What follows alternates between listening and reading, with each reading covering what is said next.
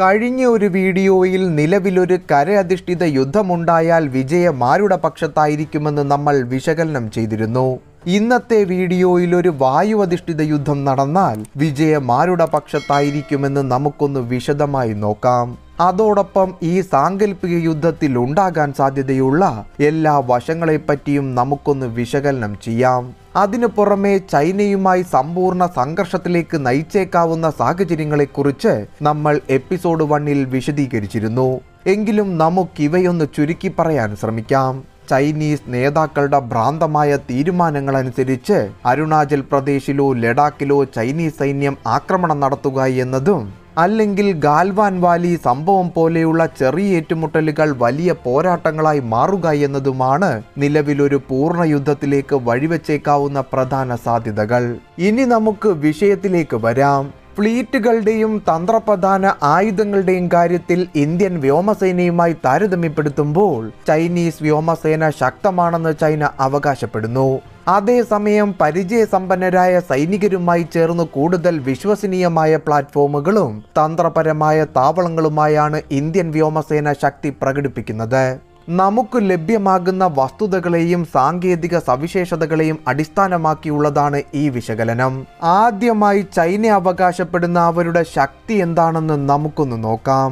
ലോകത്തിലെ 4ാമത്തെ വലിയ വ്യോമസേനയായ ഇന്ത്യൻ വ്യോമസേനയുമായി താരതമ്യം ചെയ്യുമ്പോൾ ചൈനീസ് വ്യോമസേന ലോകത്തിലെ 2ാമത്തെ വലിയ വ്യോമസേനയാണ്. ചൈനീസ് വ്യോമസേനയുടെ യുദ്ധവിമാനങ്ങളുടെ എണ്ണവും നൂതന വ്യോമ പ്രതിരോധ സംവിധാനങ്ങളും ഇന്ത്യൻ വ്യോമസേനയേക്കാൾ കൂടുതലാണ്.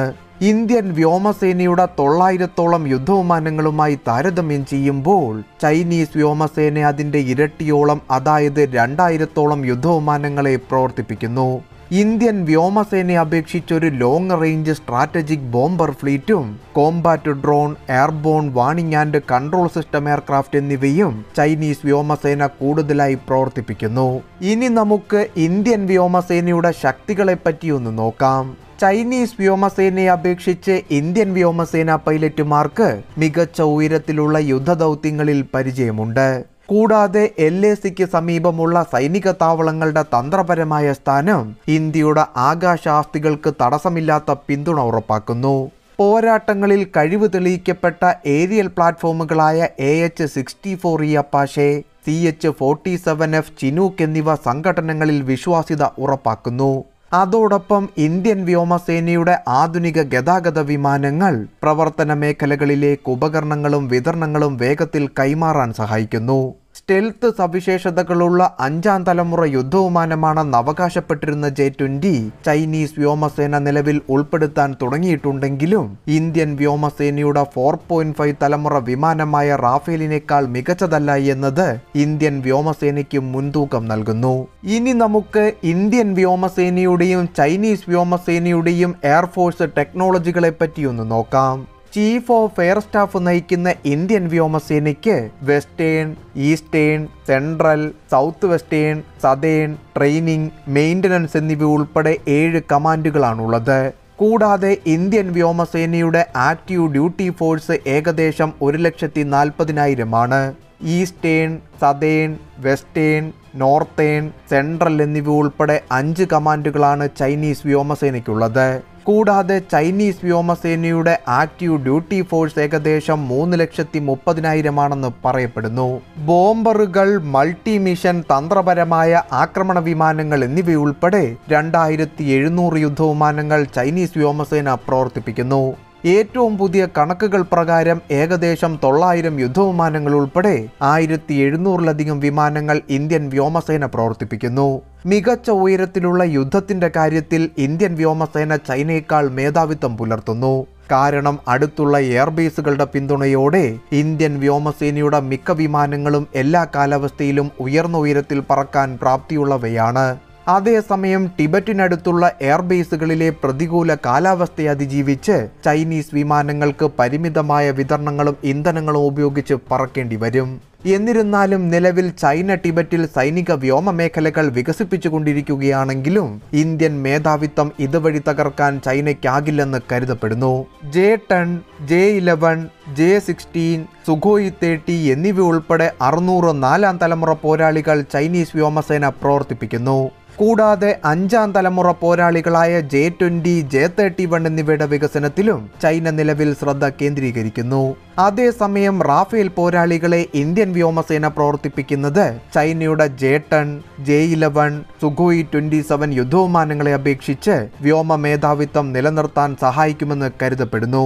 Beyond visual range air to air മിസൈലുകളായ മീറ്റിയോർ, മിക്ക എന്നിവ ഉപയോഗിക്കുന്ന റാഫേൽ പോരാളികൾ ചൈനീസ് ആകാശ സ്വത്തുക്കൾക്ക് കാര്യമായ ഭീഷണി ഉയർത്തുമെന്ന് പ്രതീക്ഷിക്കപ്പെടുന്നു. കൂടാതെ എയർ ടു ഗ്രൗണ്ട് സ്ട്രൈക്ക് മിഷനുകൾ നടത്താനുള്ള ശേഷിയുള്ള പ്രാഥമിക വായുമേധാവിത്വ പോരാളിയായി സുഖോയ് 30 MK ഇന്ത്യൻ വ്യോമസേനയെ സേവിക്കുന്നു. വ്യോമസേന നിലവിൽ 270 സുഖോയ് 30 MKകൾ പ്രവർത്തിപ്പിക്കുന്നു. കൂടാതെ പ്രായമാകുന്ന MiG-21 ഇന്റർസെപ്റ്റർ വിമാനങ്ങൾക്ക് പകരം HAL തേജസിന്റെ 4ാം തലമുറ മൾട്ടി റോൾ ലൈറ്റ് പോരാളികളെ ഉപയോഗിച്ച് മാറ്റിസ്ഥാപിക്കുന്നു. എല്ലാ കാലാവസ്ഥയിലും പ്രവർത്തിക്കുന്ന MiG-29 മൾട്ടി റോൾ വിമാനങ്ങളും ജാഗ്വാർ അറ്റാക്ക് വിമാനങ്ങളും ഇന്ത്യൻ വ്യോമസേനയിൽ ഉൾപ്പെടുന്നു. ചൈനയുടെ ബോംബർ ഫോഴ്സിൽ H-6 ബാഡ്ജർ ബോംബർ വേരിയന്റുകൾ ഉൾപ്പെടുന്നു. ഈ ലോങ് റേഞ്ച് വിമാനത്തിന് 6 ലാൻഡ് അറ്റാക്ക് ക്രൂയിസ് മിസൈലുകൾ വഹിക്കാൻ കഴിയും. ഇത് ഇന്ത്യയുടെ ഏതു ഭാഗത്തെയും ലക്ഷ്യമിടുന്നതിന് ദീർഘദൂര കൃത്യതയുള്ള സ്ട്രൈക്കിംഗ് കഴിവുകൾ ചൈനീസ് വ്യോമസേനയ്ക്ക് നൽകുന്നുവെന്ന് ചൈന അവകാശപ്പെടുന്നു. മറുവശത്ത് ഇന്ത്യൻ വ്യോമസേനയ്ക്ക് തന്ത്രപരമായ ബോംബർ ഫ്ലീറ്റുകളില്ല. പകരം AN-32 ട്രാൻസ്പോർട്ട് വിമാനങ്ങളെയും മൾട്ടി റോൾ പോരാളികളെയും ബോംബിംഗ് ദൗത്യങ്ങളിൽ വിന്യസിക്കാൻ ഇന്ത്യക്ക് കഴിയും. ഒരു സമ്പൂർണ്ണ യുദ്ധബലം തന്നെ മാറ്റാൻ കഴിയുന്ന airborne early warning and control എയർക്രാഫ്റ്റുകൾ ഇന്ത്യയുടെ 5 എണ്ണത്തിനെതിരെ ചൈന 20 എണ്ണത്തെ പ്രവർത്തിപ്പിക്കുന്നു. ഭീഷണികൾ കണ്ടെത്തുന്നതിനും ട്രാക്ക് ചെയ്യുന്നതിനും ലക്ഷ്യമിടുന്നതിനുമുള്ള ചൈനീസ് വ്യോമസേനയുടെ കഴിവുകൾ ഇവ വർദ്ധിപ്പിക്കുന്നു. അതേസമയം എംബ്രിയർ ERJ-145 വിമാനത്തെ അടിസ്ഥാനമാക്കി വികസിപ്പിച്ച DRDO അവാക് സിസ്റ്റവും ബെറിക് A-50 പ്ലാറ്റ്ഫോമിൽ സ്ഥാപിച്ചിട്ടുള്ള ഫാൽക്കൺ അവാക് സിസ്റ്റവുമാണ് ഇന്ത്യ നിലവിൽ പ്രവർത്തിപ്പിക്കുന്നത്. C-17, C-130J എന്നിവ ഉൾപ്പെടെയുള്ള ഇന്ത്യയുടെ അത്യാധുനിക തന്ത്രപരമായ എയർലിഫ്റ്ററുകൾ LACക്ക് സമീപമുള്ള എയർബേസുകളിലേക്ക് ഉപകരണങ്ങളും സപ്ലൈകളും വേഗത്തിൽ കൈമാറുന്നു. C-17 globe master 3, C-130J, illusion IL-76, അന്റോനോ AN-32, Dornier DO-228 വിമാനങ്ങൾ വ്യോമസേനയുടെ ഗതാഗത വിമാന ഇൻവെന്ററിയുടെ ഭാഗമാണ്. അതേസമയം ചൈനീസ് വ്യോമസേനയുടെ താരതമ്യേന ചെറിയ തന്ത്രപ്രധാന എയർലിഫ്റ്റ് ആസ്തികളിൽ Y-20 ഗതാഗത വിമാനങ്ങളും റഷ്യൻ നിർമ്മിത IL-76 വിമാനങ്ങളും മാത്രം ഉൾപ്പെടുന്നു. ചൈനയ്ക്ക് ഏറ്റവും ഭീഷണിയാകുന്ന നൂതന റോട്ടർക്രാഫ്റ്റ് ഫ്ലീറ്റാണ് ഇന്ത്യക്കുള്ളത്. വ്യോമസേനയുടെ CH-47 ചിനൂക്ക്, Mi-26, Mi-17 എന്നിവ കനത്തതും ഇടത്തരവുമായ ലിഫ്റ്റ് യൂട്ടിലിറ്റി റോളുകൾക്കായി ഉദ്ദേശിച്ചുള്ളതാണ്.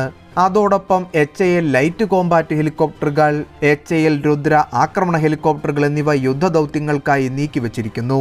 കൂടാതെ AH-64E അപ്പാച്ചെ ആക്രമണ ഹെലികോപ്റ്ററുകൾ ഇന്തോ ചൈന അതിർത്തിയിലെ പരുക്കൻ പർവ്വത പ്രദേശങ്ങളിൽ എല്ലാ കാലാവസ്ഥാ ആക്രമണ ദൗത്യങ്ങളും നടത്താൻ ഇന്ത്യൻ വ്യോമസേനയെ പ്രാപ്തമാക്കുന്നു. അതേസമയം WZ-10 ആക്രമണ ഹെലികോപ്റ്ററുകൾ, ഹാർബിൻ Z-9 യൂട്ടിലിറ്റി ഹെലികോപ്റ്ററുകൾ, ചാങ്കെ Z-8 ട്രാൻസ്പോർട്ട് യൂട്ടിലിറ്റി ഹെലികോപ്റ്ററുകൾ എന്നിവയാണ് ചൈനീസ് വ്യോമസേന പ്രവർത്തിപ്പിക്കുന്നത്. അതിർത്തിക്കടുത്ത് ആക്രമണങ്ങളും സ്ട്രൈക്കുകളും നടത്തുന്നതിന് ചൈനീസ് വ്യോമസേന ഒരു വലിയ UAV ഫ്ലീറ്റ് തന്നെ പ്രവർത്തിപ്പിക്കുന്നു. മറുവശത്ത് ഇന്ത്യൻ വ്യോമസേന സെർച്ചർ 2, ഹെറോൺ, സീ ഗാർഡിയൻ എന്നിങ്ങനെ ചെറിയ UAV ഫ്ലീറ്റാണ് പ്രവർത്തിപ്പിക്കുന്നത്. റഷ്യയിൽ നിന്ന് ഇറക്കുമതി ചെയ്ത S-400 ബറ്റാലിയനുകളിലും തദ്ദേശീയമായി നിർമ്മിക്കുന്ന HQ-9 ബറ്റാലിയനുകളിലും ഉൾപ്പെടുത്തിയിട്ടുള്ള വിപുലമായ long range surface to air missile സിസ്റ്റങ്ങളുടെ ലോകത്തിലെ ഏറ്റവും വലിയ ഇൻവെന്ററികളിലൊന്നാണ് ചൈനീസ് വ്യോമസേന. S-400 സംവിധാനം ആയുധപ്പുരയിലുള്ളതുകൊണ്ട് ഇൻകമിംഗ് ഏരിയൽ ടാർഗറ്റുകൾ 400 കിലോമീറ്റർ പരിധിയിൽ തടയാൻ ചൈനയ്ക്ക് കഴിയും. ഇത് ഇന്ത്യക്കെതിരായ മികച്ച പ്രതിരോധ ശേഷി ഉറപ്പാക്കുന്നു. എങ്കിലും ഇന്ത്യയുടെ ബ്രഹ്മോസ് മിസൈൽ സംയോജിപ്പിച്ച സുഖോയ് ഉപയോഗിച്ചും മീറ്റിയോർ സംയോജിപ്പിച്ച റാഫേൽ വഴിയും ഇന്ത്യക്ക് S-400നെ മറികടക്കാൻ കഴിയും. അതേസമയം S-125 Pechora, 9K-33 ഓസ AK, Akash spider missile പ്രതിരോധ സംവിധാനങ്ങൾ എന്നിവ ഇന്ത്യൻ വ്യോമസേനയുടെ വ്യോമ പ്രതിരോധ സംവിധാനങ്ങളുടെ പട്ടികയിൽ ഉൾപ്പെടുന്നു. ചൈനയിൽ നിന്നുള്ള വ്യോമാക്രമണത്തിനെതിരെ പ്രതിരോധം ശക്തമാക്കാൻ ഇന്ത്യ റഷ്യയിൽ നിന്നും S-400 സംവിധാനത്തിന് ഉത്തരവിട്ടിരിക്കുന്നു. ഇവ കൂടി എത്തുമ്പോൾ ചൈനയ്ക്കെതിരെ വൻ പ്രതിരോധം തീർക്കാൻ ഇന്ത്യക്ക് കഴിയും. ചൈനീസ് വ്യോമ പ്രതിരോധ യൂണിറ്റുകൾ ആക്റ്റീവ് ഡ്യൂട്ടി സേനയും റിസർവ് സേനയും ചേർന്നതാണ്. ആക്റ്റീവ് ഡ്യൂട്ടി യൂണിറ്റുകൾ തന്ത്രപരമായ വിമാനവിരുദ്ധ മിസൈലുകൾ, പീരങ്കികൾ, മിസൈൽ സംവിധാനങ്ങൾ, man portable anti aircraft missile സംവിധാനങ്ങൾ എന്നിവ കൈവശം വച്ചിരിക്കുന്നു. ഡിവിഷനുകളും സമർപ്പിത ബ്രിഗേഡുകളും അടങ്ങുന്ന റിസർവ് ആർട്ടിലറി സേന ചൈനയുടെ നഗരപ്രദേശങ്ങളെയും ഗുരുതരമായ സാമ്പത്തിക മേഖലകളെയും ആകാശ ഭീഷണികളിൽ നിന്നും സംരക്ഷിച്ചു പോരുന്നു. അതേസമയം എല്ലാ ദീർഘദൂര മിസൈലുകളും വ്യോമ പ്രതിരോധ സ്വത്തുക്കളും കൈകാര്യം ചെയ്യുന്നതിനായി ഇന്ത്യ വ്യോമസേനയ്ക്ക് കീഴിൽ പുതിയ വ്യോമ പ്രതിരോധ കമാൻഡ് സ്ഥാപിച്ചിട്ടില്ല. ആയുധങ്ങളുടെ എണ്ണത്തിൽ ചൈനീസ് വ്യോമസേന മുന്നിൽ നിൽക്കുമ്പോൾ ആയുധങ്ങളുടെ വൈവിധ്യത്തിൽ ഇന്ത്യൻ വ്യോമസേന മുന്നിൽ നിൽക്കുന്നു. കൂടാതെ അതിർത്തിയോടടുത്തുള്ള തന്ത്രപരമായ എയർബേസുകളും മികച്ച ഉയരങ്ങളിൽ പ്രവർത്തിക്കാൻ കഴിയുന്ന വിമാനങ്ങളും ചൈനയുടെ മേൽ മികച്ച മേധാവിത്വം ഇന്ത്യക്ക് നൽകുന്നു. വൈവിധ്യമാർന്ന ആക്രമണ ഹെലികോപ്റ്ററുകളുടെയും സൈനികരെ വേഗത്തിൽ വിന്യസിക്കാൻ കഴിയുന്ന ട്രാൻസ്പോർട്ട് എയർക്രാഫ്റ്റുകളുടെയും കാര്യത്തിൽ ഇന്ത്യ മുന്നിൽ നിൽക്കുന്നു. S-400 എത്തുന്നതോടെ ചൈന മുന്നിൽ നിൽക്കുന്ന വ്യോമ പ്രതിരോധ മേഖലയും മിറാഷ് 2000, ജാഗ്വാർ എന്നിവയ്ക്ക് ചൈനയുടെ ബോംബർ ഫ്ലീറ്റിനെ കവച്ചു വെക്കാനും കഴിയുമെന്ന് പറയപ്പെടുന്നു. അതായത് ചുരുക്കി പറഞ്ഞാൽ ആയുധങ്ങൾ കുറഞ്ഞാലും ചൈനയുടെ വ്യോമസേനയെക്കാളും മേധാവിത്വം പുലർത്താൻ ഇന്ത്യൻ വ്യോമസേനയ്ക്ക് കഴിയുന്നു. ഉയരങ്ങളിൽ പ്രവർത്തിക്കാൻ കഴിയുന്ന ഇന്ത്യൻ കരസേനയ്ക്കൊപ്പം ഇന്ത്യൻ വ്യോമസേന കൂടി ചേരുമ്പോൾ ചൈനയ്ക്ക് ഇന്ത്യയുടെ മുന്നിൽ പിടിച്ചു നിൽക്കാൻ നന്നായി പാടുപെടേണ്ടി വരും. യുദ്ധത്തിൽ കഴിവ് തെളിയിച്ച നമ്മുടെ സൈനികർക്കും ആയുധങ്ങൾക്കും മുന്നിൽ ഊതിപ്പെരിപ്പിച്ച ചൈനീസ് ആയുധങ്ങൾ പൂർണ്ണമായും നിഷ്പ്രഭമാകുമെന്ന് ഈ വിലയിരുത്തലുകൾ സൂചിപ്പിക്കുന്നു. ഇവയ്ക്കൊപ്പം ഇന്ത്യൻ നാവികസേന കൂടി ചേർന്നാൽ എന്ത് സംഭവിക്കുമെന്ന് നമുക്ക് എപ്പിസോഡ് 3 വിശദമായി നോക്കാം.